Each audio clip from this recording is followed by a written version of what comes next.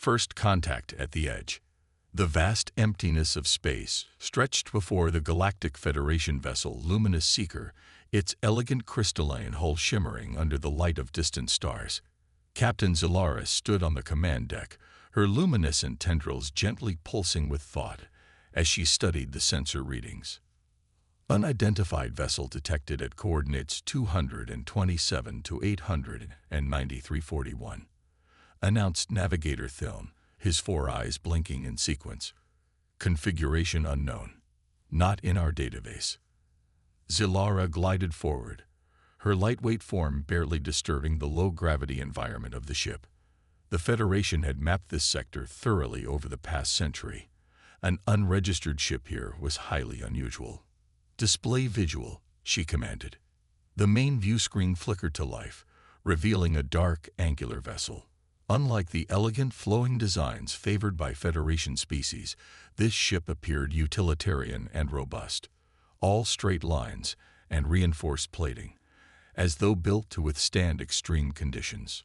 Scans indicate no signs of distress, reported Security Officer Mevik, his scaled fingers dancing across his console. However, the vessel appears to be running minimal systems. It may be conserving power. Zilara considered her options. Federation protocol was clear. Investigate any unidentified vessels that might represent new species or civilizations. The Federation prided itself on peaceful expansion and diplomatic inclusion of all spacefaring races. Prepare a boarding party, she decided. Environmental suits, full protocol.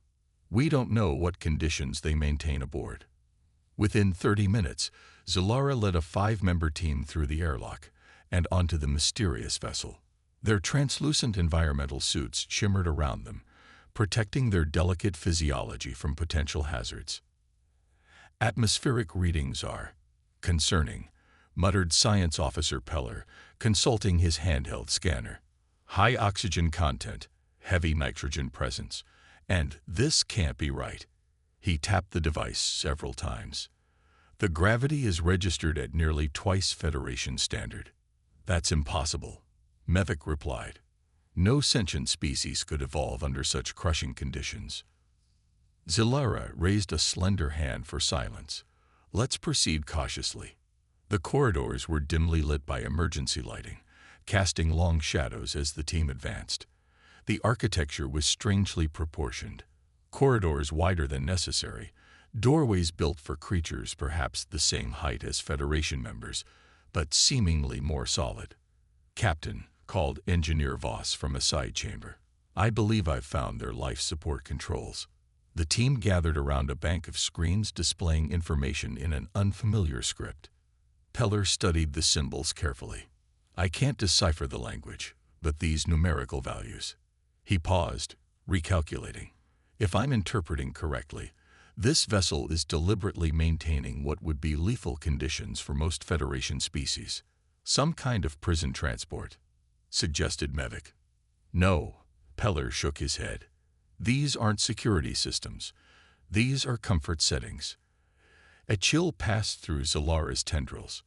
You're suggesting whatever built this ship considers these conditions normal. I'm afraid so. And if that's true, Peller hesitated. I took the liberty of tracing their navigational records. This ship originated from the system we've classified as Extreme Hazard Zone 7. The team fell silent. Extreme hazard zones were planets deemed so inhospitable that intelligent life could not possibly evolve there. Worlds of crushing gravity, extreme temperature variations, aggressive ecosystems, and atmospheric compositions toxic to most known sentient life. We should gather what data we can and leave, Mevik urged. Whatever lids here. A loud crash echoed from deeper within the ship, cutting him off.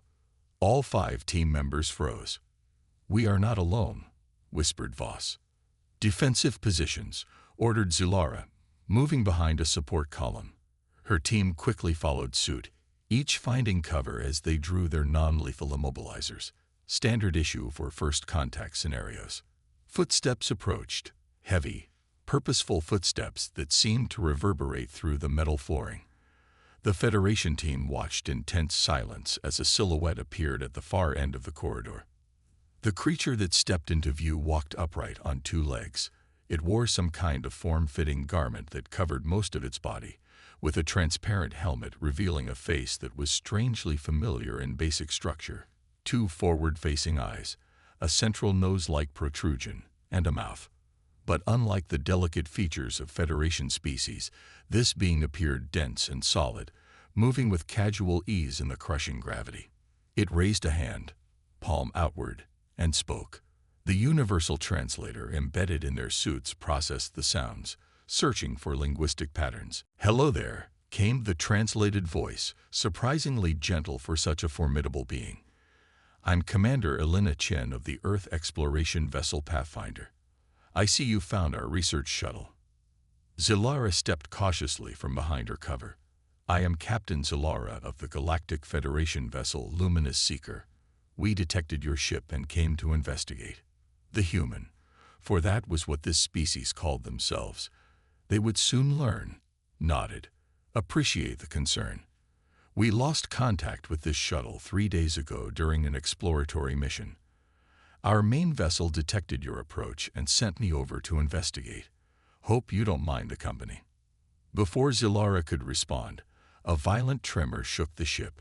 Warning lights flashed along the corridors as an alarm began to wail.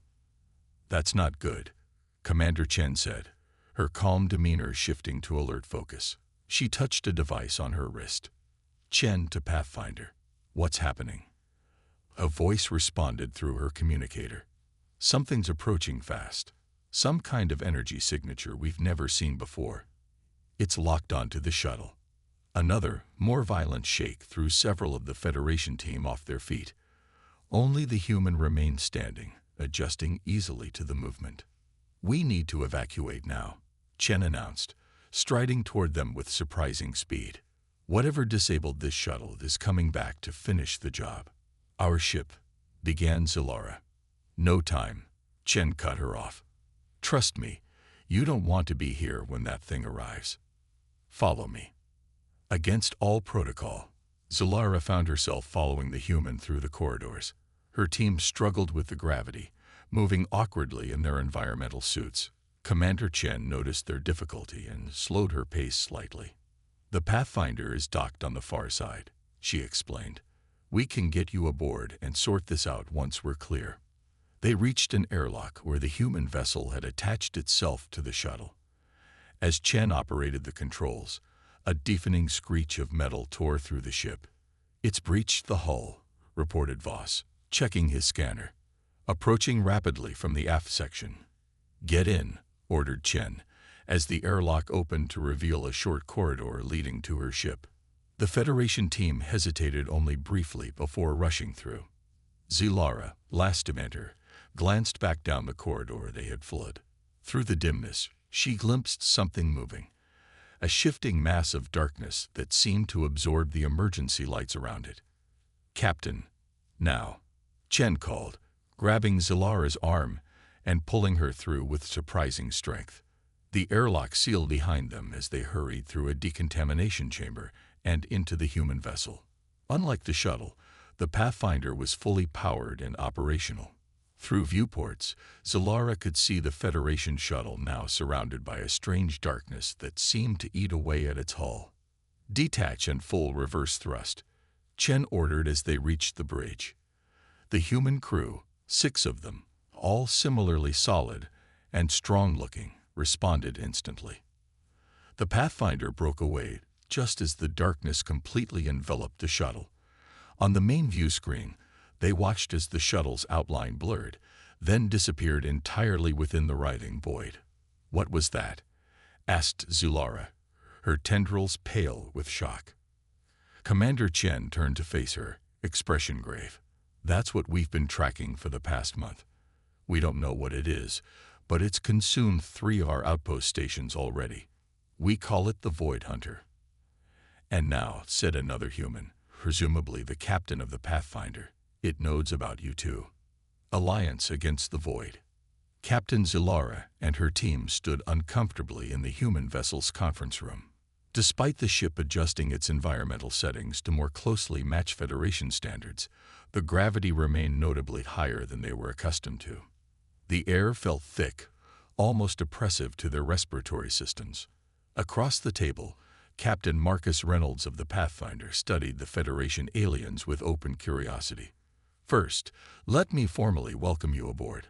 I understand this isn't how any of us planned first contact to happen."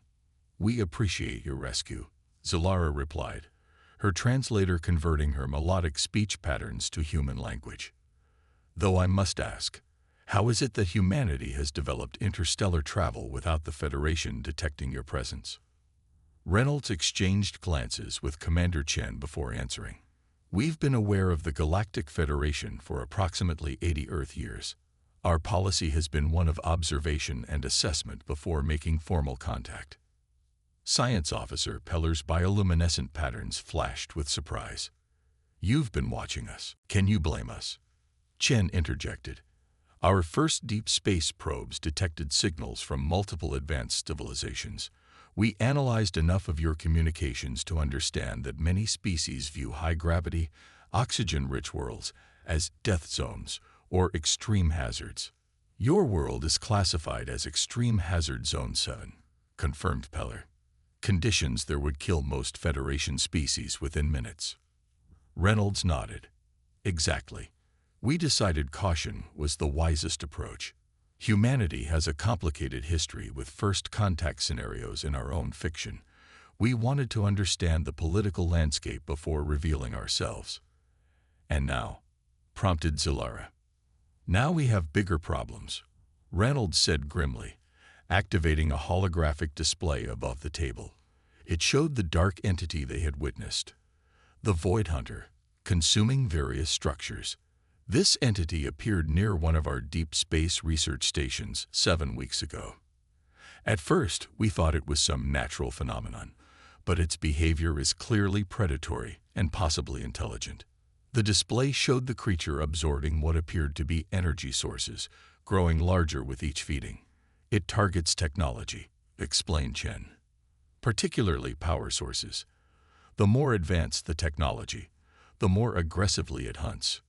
Mevik, the security officer, leaned forward despite his discomfort. "You believe it's sentient?" "It learns," Reynolds replied simply. "Each encounter, it adapts its approach. It can now mask its energy signature until it's close enough to strike. And after consuming 3 of our stations, and now your shuttle, it's heading toward the Centauri outpost, our largest off-Earth colony with over 10,000 civilians." Zilara's tendrils curled with concern. "What do you propose?" "A joint operation," Reynolds stated. "Your Federation has technologies we don't, perhaps approaches this entity hasn't encountered yet. We have certain advantages as well." He didn't need to elaborate on the physical capabilities that had allowed Chen to move with such ease in conditions the Federation team found debilitating. "We need to pool our knowledge and resources," added Chen, "before this thing becomes too powerful to stop." Zilara considered the proposal. Federation protocol discouraged hasty alliances with unknown species, especially those from extreme environments, who might pose unforeseen dangers. Yet these humans had saved her team without hesitation. "What do we know about this entity's weaknesses?" she asked. "It avoids certain energy frequencies," replied a human scientist who introduced herself as Dr. Abara. "And while it consumes most matter, it seems unable to absorb certain alloys containing rare earth elements." Peller's interest was clearly piqued. The Federation has developed phased harmonic shields that operate on variable energy frequencies. If we could determine which frequencies repel the entity, we could create a containment field, finished Dr. Ibarra, her eyes lighting with scientific enthusiasm. For the next 6 hours, the combined team worked feverishly to develop a defense against the Void Hunter. The Federation members contributed their advanced scientific understanding and sophisticated technology designs, while the humans offered innovative tactical approaches and material science beyond what the Federation had developed.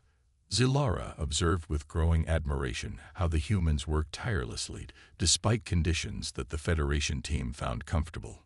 When asked, Commander Chen explained casually that these settings were actually quite cool and light by their standards. Your environmental tolerances are impressive, Zilara noted diplomatically. Chen smiled. Earth has everything from searing deserts to freezing tundra, crushing ocean depths to thin mountain air. We evolved to adapt to a wide range of conditions. It served us well in space exploration. The Pathfinder raced toward the Centauri outpost, pushing its engines beyond specifications in a way that made the Federation engineers nervously recalculate structural integrity tolerances. They arrived just as the Void Hunter was approaching the station, a massive structure housing human colonists and research facilities. It's larger, observed Mevik grimly. The entity now appeared as a swirling darkness, the size of a small moon, tendrils of void reaching toward the outpost. Deploying modified probes, announced Chen, launching a series of devices developed by the joint team. Each probe emitted the specific frequency they have determined might disrupt the entity. The Void Hunter recoiled as the first probe activated, its darkness momentarily rippling with patterns of light. But then it surged forward, absorbing the probe entirely. "It's adapting," warned Dr. Abera. "Launch all remaining probes simultaneously," ordered Reynolds. Different frequencies. The multiple attacks seemed to confuse the entity momentarily. It withdrew slightly, tendrils lashing erratically. "We need to deploy the containment field directly," Peller stated. From within, the implications hung heavily in the air.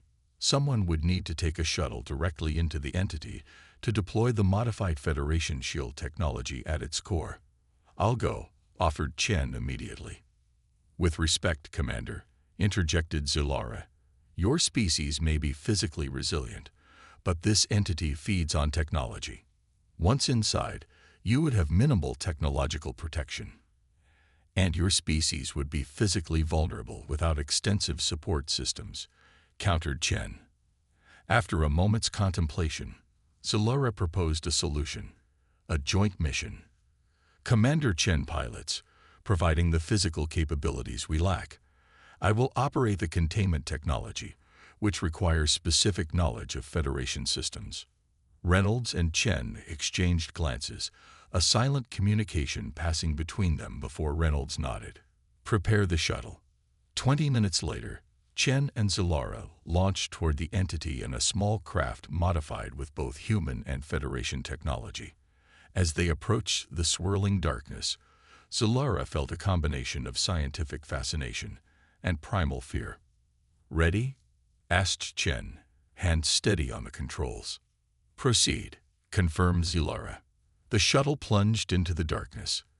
Immediately, warning lights flashed as the entity began to affect their systems. The specially designed shield held, but power levels dropped rapidly. "We need to reach the density center," instructed Zilara, monitoring her instruments. "There, bearing 047. Chen piloted skillfully through the swirling chaos, compensating for system failures with manual overrides. When a section of the shuttle's hull began to disintegrate, she calmly sealed off the affected area and rerouted essential functions. 2 minutes to core, Chen reported, her calm voice belying the danger. Suddenly, a tendril of darkness penetrated their shields, wrapping around Zilara's environmental controls. The temperature plummeted as her suit began to fail. Without hesitation, Chen locked the shuttle on autopilot and moved to help, physically tearing away the invasive darkness with her hands. Where it touched her skin, frost formed immediately, but she continued working until the breach was sealed. "Your hands," began Zilara. "Will heal," Chen finished simply. "We've reached the core. Deploy the containment field." Zilara activated the modified Federation technology. A sphere of pulsing energy expanded outward from their position, pushing back the darkness. The entity fought against the containment, pressure building against their shields. "It's working," observed Zilara as the reading stabilized. "The field is containing its energy signature. But not for long," warned Chen, nodding toward the power levels. "We need to initiate the second phase." The second phase, A desperate plan, if the containment failed to destroy the entity, involved using the shuttle itself as a catalyst for a reaction that would compress the entity into a state where it could no longer maintain cohesion. "The shuttle won't survive," Zilara reminded her. "Neither will we." Chen's smile was surprisingly gentle. "That's why we brought this." She revealed a small device, an emergency transporter of Federation design. "Your team configured it to work through the containment field. One-time use, though. Range is limited, so will reappear somewhere inside the station." As the containment field began to falter, Chen activated the final sequence. "Time to go," she said, gripping Zilara's arm with one hand and activating the transporter with the other. The last thing Zilara saw was the shuttle systems initiating the compression sequence as the darkness closed in around them. They materialized in a storage compartment of the Centauri outpost, Chen reflexively shielding Zilara's more fragile form with her own body during the somewhat rough arrival. Outside, through a viewport, they watched as a brilliant flash of light erupted where the Void Hunter had been, followed by a shockwave that rocked the station despite its considerable distance. When they returned to the command center, both human and Federation crews erupted in cheers at their survival. Sensors confirmed that the entity had been successfully neutralized, compressed to a point where it could no longer maintain its predatory form.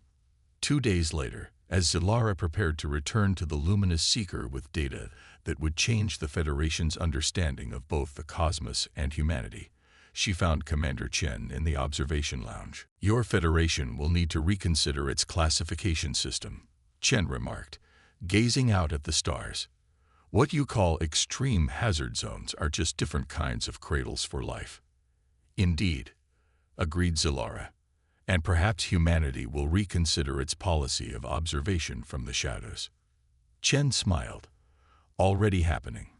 Captain Reynolds is drafting a formal first contact proposal for your Federation Council." She turned to face Zilara directly. "It seems that sometimes the most unexpected allies emerge from the places you least expect to find them." As Zilara departed for her ship, she contemplated how the Federation would respond to the revelation that one of the most resilient, innovative, and unexpectedly compassionate species they had ever encountered had evolved in conditions they had deemed impossible for intelligent life. The universe, it seemed, had more surprises in store than anyone had imagined. The void between stars held both terrible dangers and remarkable allies, and humanity, it seemed, was decidedly among the latter.